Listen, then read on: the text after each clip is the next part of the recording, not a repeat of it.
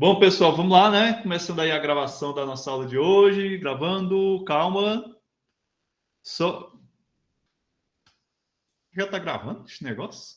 Pelo menos para mim aqui ainda não tá aparecendo. Sim. Ah, tá. Para mim ainda tá rodando aqui o negócio aqui e cinza. Bom, gente, então já que tá gravando, né?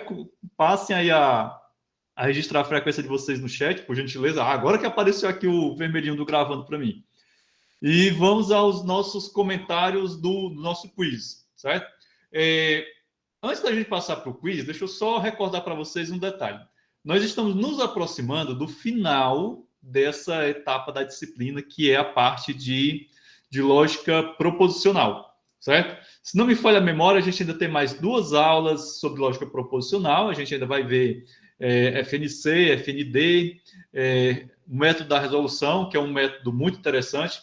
Se der certo na aula de método da resolução, eu também vou apresentar uma pequena introdução à programação em lógica, utilizando a linguagem Prolog, que é um assunto que vocês vão ver somente lá na disciplina de inteligência artificial, lá no 7º período, 7º ou 8º período, mas eu já poderia apresentar para vocês um pouco do que é o Prolog, né? Porque o método da resolução é o método utilizado pelo mecanismo de dedução do Prolog. Mas são assuntos para a gente ver futuramente, certo?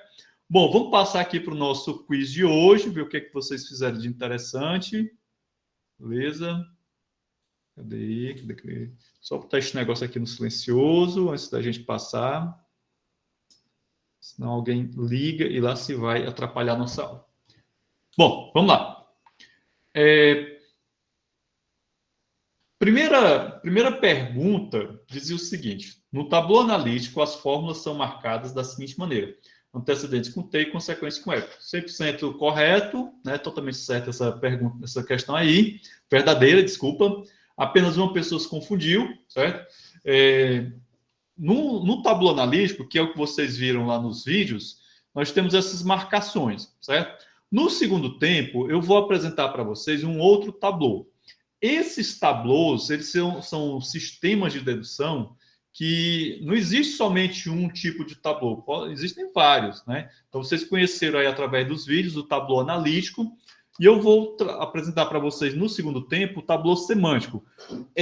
Eles são muito parecidos, é a mesma ideia de tabuleau, muda um pouquinho a questão das regras, tá certo? Mas, enfim, o que une os dois métodos é o fato de eles serem métodos dedutivos semânticos. Até a aula passada, vocês conheceram métodos dedutivos que são sintáticos, certo? Então, o tabuleau analítico ele é um método dedutivo semântico, tá certo? Beleza? No segundo tempo, vocês vão entender melhor essa parada. Bom, o tabuleau analítico é um método de inferência baseado em refutação, 100% correto. Por que refutação? Porque você nega a conclusão do seu argumento, certo? Então, todo e qualquer método que é baseado na negação do argumento é genericamente chamado de método baseado em refutação, correto? Entendido? Existe um outro método que eu apresentava para as turmas anteriores, né, que é o método da negação à redução absurda.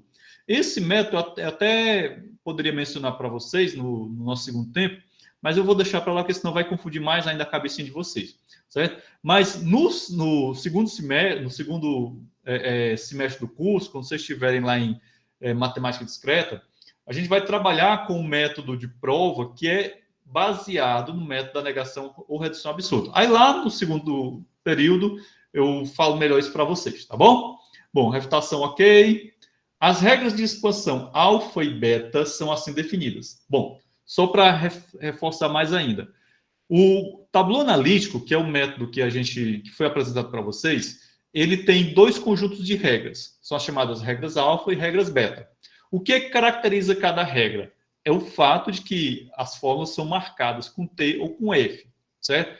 Bom, essa marcação das fórmulas, elas vão gerar comportamentos diferentes. Então, vocês devem ter visto lá no vídeo, por exemplo, uma disjunção marcada com F, né? É o mesmo que uma disjunção que tem um valor F. Então, essa disjunção, para ter o valor F, você vai aplicar uma fórmula alfa, né? E aí vocês viram que as fórmulas alfa, elas geram uma derivação sequencial, ao passo que as fórmulas beta geram uma bifurcação uma derivação, desculpa, através da bifurcação, certo?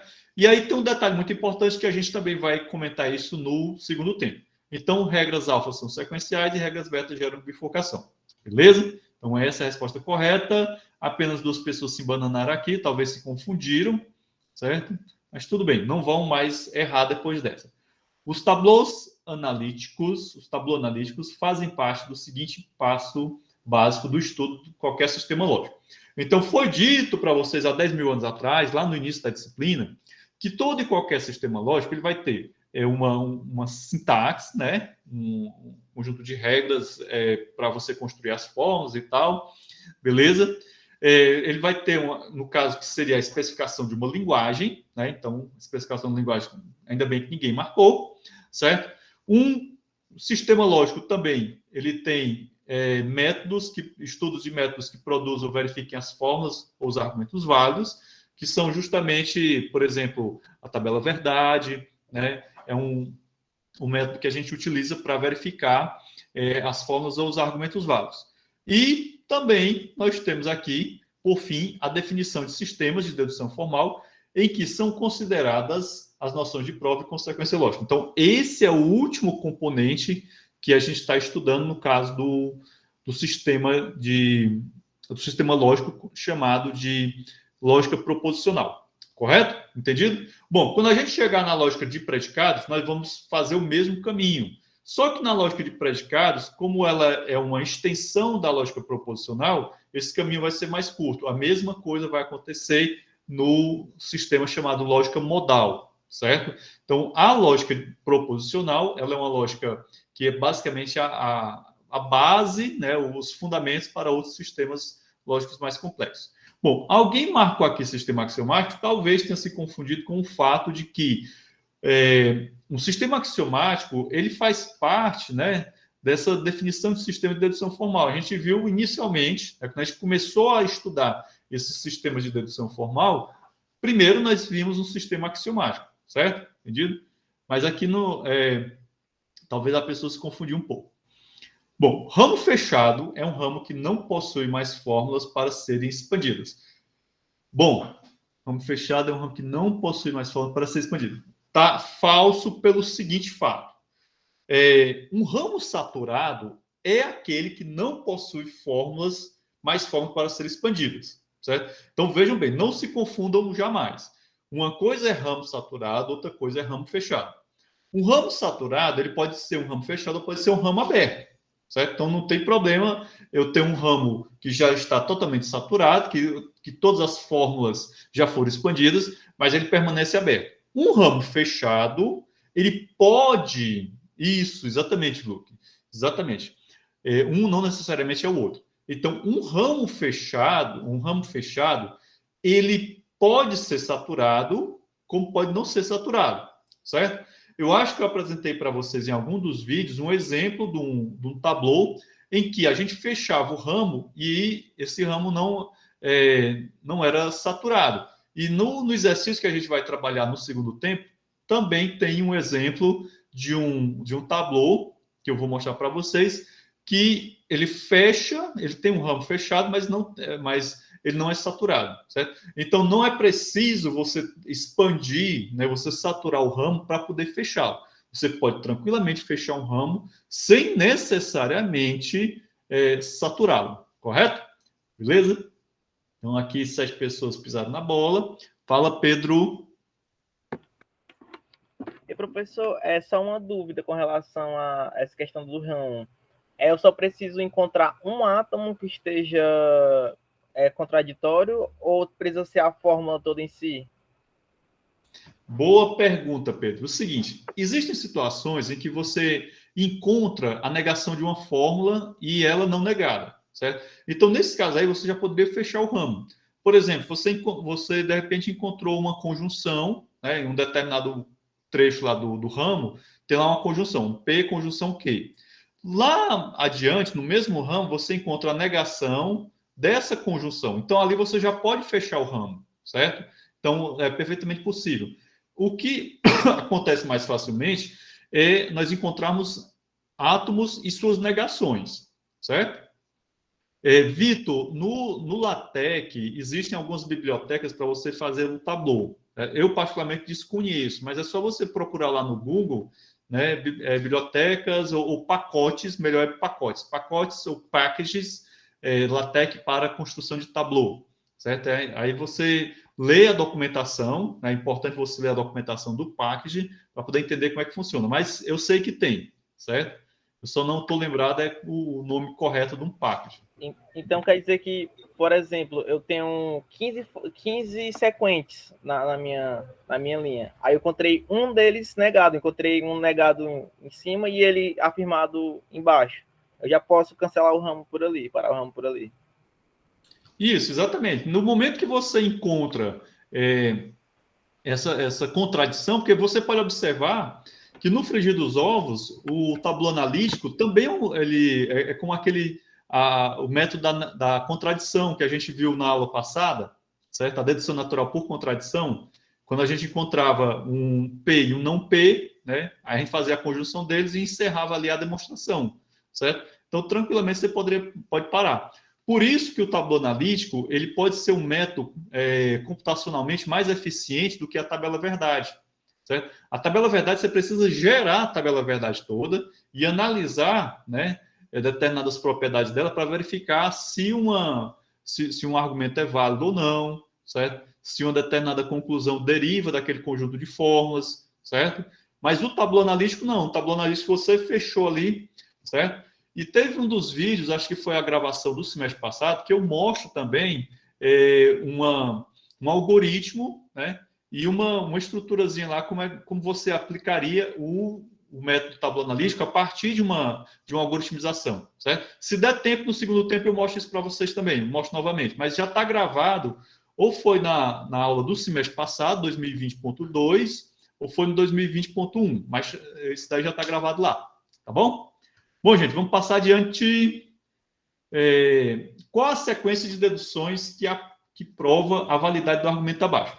O argumento abaixo, não sei se vocês prestaram atenção, né, na estruturazinha lá do argumento, mas ali nós tínhamos o quê? Nós tínhamos a regra do silogismo hipotético, né? Era P condicional Q na primeira premissa, Q condicional R, a segunda premissa, e a conclusão era P condicional R, certo? Bom, ali a gente já sabe, né, a gente que estudou dedução natural recentemente, que ali era um argumento válido. Mas como é que eu vou provar aqui dali, certo? Então, os passos da prova era, primeiro, regra alfa na linha 3, né? Então, você deve numerar as linhas. Por que a linha 3 você aplicou uma regra alfa? Porque era justamente a conclusão do argumento, certo? E a conclusão do argumento a gente a gente marca ela como falsa, né? Bota um Fzinho. E aí você tinha uma condicional marcada com F, certo? Então, primeiro ela. Depois, aplicava... Aqui, esse alfa 3 aqui está errado. Acho que foi duplicado, não sei. Não dá certo, professor. É isso mesmo, desculpa. É isso mesmo. Tirar o P e depois o R. Desculpa, é porque é sequencial. Depois, beta 1 e beta 2. Bom, aí alguém pode dizer assim, professor, se eu aplicasse beta 2 primeiro do que beta 1, tinha algum problema? Não, não tem problema, certo? A ordem da aplicação dessas regras, elas não seguem um padrão. O que é que a literatura recomenda? É que você empregue primeiro as regras que geram derivações sequenciais, certo? No caso, as regras alfa, e deixa as regras beta por último, porque senão o Tableau ele pode ficar muito ramificado. Exatamente, Vitor. A ordem dos tratores não altera a parede do açude, certo? Entendi? Então, você tem que ter esse cuidado, tá certo? Então, se você começar um Tableau aplicando primeiro as suas regras beta, você pode gerar um Tableau muito ramificado, isso vai dar um trabalho do cão para você, beleza? O sistema de dedução axiomático tem um custo computacional bastante elevado. Portanto, ele não é o mais indicado para ser usado na construção de provadores automáticos de teorema. Bom, isso daqui, essa pergunta eu tirei justamente de alguma das aulas gravadas, e realmente o sistema axiomático, vocês viram, né, vocês fizeram exercício de sistema axiomático, e viram como é complicado, como é custoso trabalhar com sistemas de dedução axiomática, certo? Então, eles têm um custo computacional muito elevado. O tabuleiro analítico, não. O tabuleiro analítico é mais é menos custoso, certo? Bom, regras alfa e regras beta são baseadas na semântica de cada um dos conectivos lógicos. Perfeito. Sendo assim, assinale a ou as alternativas corretas, correta ou corretas. Bom, de uma condicional marcada com F, podemos deduzir um antecedente marcado com T e um consequente marcado com F.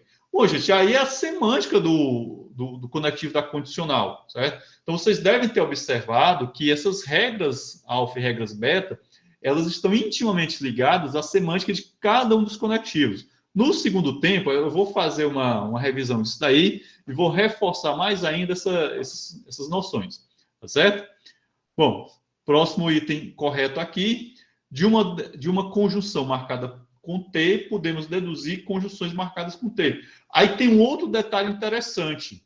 Essas regras alfa e beta, nós também podemos fazer paralelos entre regras de dedução. Por exemplo, a regra da simplificação. Se você olhar para a regra da simplificação que vocês aprenderam lá na dedução natural, né, nas regras de inferência da dedução natural, vocês vão ver que ela é imperialzinho, como diria o popular, a regra alfa da conjunção, uma conjunção marcada com T, certo? Então, de uma conjunção marcada com T, eu posso deduzir os dois conjuntivos, né?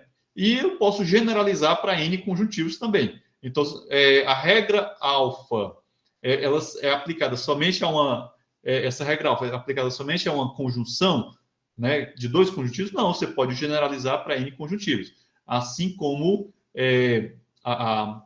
as regras para as conjunções, disjunções, né? Seja marcada com T ou com F. Beleza? Próximo aqui, de uma negação marcada com F, podemos deduzir um átomo marcado com T. Bom, quando a gente fala de negação, eu acho que você já deve ter compreendido isso ao longo de todas essas nossas aulas, que a negação, né, é o contrário da verdade. Então, se eu tenho uma forma que não está negada, eu estou assumindo que ela é verdadeira. Se eu tenho um átomo que ele não está negado, o valor de verdade daquele átomo, a gente assume que ela seja verdadeira. Quando eu nego aquilo dali, nós vamos ter ele falso, certo? Pronto, o Vitor colocou assim um esqueminha ali para ele decorar, certo? Bom, gente, esses esqueminhas, eles são muito úteis nesse primeiro momento, mas com a passagem do tempo e com a realização de exercícios, vocês vão ver que naturalmente essas regras já vão ficando internalizadas na memória de vocês. Fala, Vitor. Aí, professor, essa aí que a quarta tá certa, a quarta alternativa.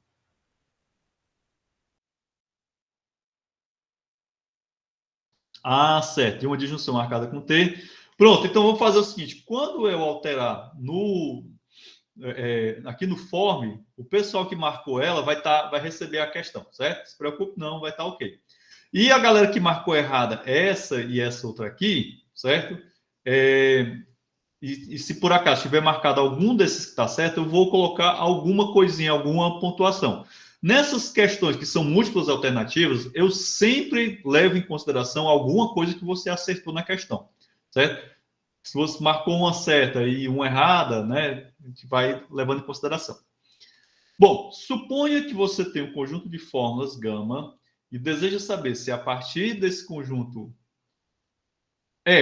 mas aí o gaiato que marcar tudo também não leva a questão toda não, viu, Vitor? Não se preocupe não. Bom, suponha que você tem um conjunto de fórmulas gama e deseja saber se a partir desse conjunto é possível derivar uma outra fórmula φ. Para a fórmula φ ser dedutível desse conjunto de fórmulas gama, é necessário que? Bom, existe um tablô analítico fechado a partir do conjunto de fórmulas gama e da fórmula φ. Bom, aqui nessa questão, o que é que nós temos? Temos somente a formalização de como é que você vai usar o tablô analítico para verificar, né, se uma determinada conclusão, ou melhor, se uma determinada fórmula φ, ela é derivada de um conjunto de fórmulas gama. Então, quando a gente fala fórmula φ derivada de um conjunto de fórmulas gama, nós estamos falando a partir da perspectiva sintática, certo? Isso a gente viu muito ainda há pouco, quando a gente estudou a dedução natural e também o método axiomático, certo? No caso aqui do método tablô analítico, como ele é um método semântico, a gente não costuma utilizar muito frequentemente essa expressão, mas a gente sabe que pelo teorema da corretude e da completude, né? Se eu tenho um tabuleiro analítico fechado a partir de um conjunto de fórmulas gama e de uma fórmula φ, né? Então eu sei que aquela fórmula φ é derivada desse conjunto de fórmulas gama, certo? E se um conjunto de fórmulas gama, ou se uma fórmula φ é derivada de um conjunto de fórmulas gama, existe um tabuleiro analítico vinculado, fechado a partir deles, certo? Então, é aquela historinha da corretude e da completude que a gente já viu isso há um tempo atrás. E, por fim, mesmo que tenhamos um sequente que não seja dedutível, um tabuleiro analítico, não seja dedutível um tabuleiro analítico, por ser um método decidível, ele irá gerar um tabuleiro aberto, com pelo menos um ramo, né, e o processo é dado por finalizado, e, né, um contra-exemplo será produzido. Bom, o que é que essa questão está colocando aqui para vocês? O tabuleiro analítico, ele é um mecanismo decidível, ele é um método decidível. Isto é, quando você for verificar a validade de um argumento, ou melhor, de um sequente, e você não obtiver um tabuleiro fechado, não se preocupe. Isso daí vai indicar o quê? Vai indicar um contra-exemplo, né? Esse tabuleiro aberto, ele vai ter pelo menos um ramo, e o processo é finalizado. O método da dedução natural, ele não é um método decidível, certo? Por quê? Porque você pode entrar no loop infinito e você nunca chegar ao fim. Você fica aplicando regras ad eterno. No caso do tabuleiro analítico, não, por ele ser um método decidível, então ele chega no final, certo? Seja o sequente válido ou não, ele vai parar, certo? Tem ele trata o chamado problema de parada, certo? Entendido? Bom, por isso que o tabuleiro analítico, ele é computacionalmente mais interessante, né, e é melhor de ser implementado do que os métodos anteriores, dedução natural, o método axiomático, certo? Vê aqui o que é que o Vitor escreveu. Pronto. Mas numa das aulas, Vitor, eu até apresentei um contra-exemplo. E no nosso segundo tempo, não se preocupe não, que na primeira questão da lista tem alguns contra-exemplos, e eu vou trabalhar com vocês, tá certo? E aí fica mais fácil de vocês entenderem. Bom, gente, vou encerrar aqui a apresentação, certo? Não, Lucas, vocês podem procurar lá naquele, como é que é, meu Deus do céu? Aquele repositório que todo mundo corre para lá, para o Stack Overflow. No Stack Overflow, com certeza, tem N implementações de Tableau, do método Tableau analítico em Python, tá certo? Infelizmente, até hoje eu não parei para ir buscar, mas é fácil vocês encontrarem, tá bom? Gente, então é o seguinte, ó, são 10h40, nós vamos encerrar aqui a nossa gravação por enquanto, certo?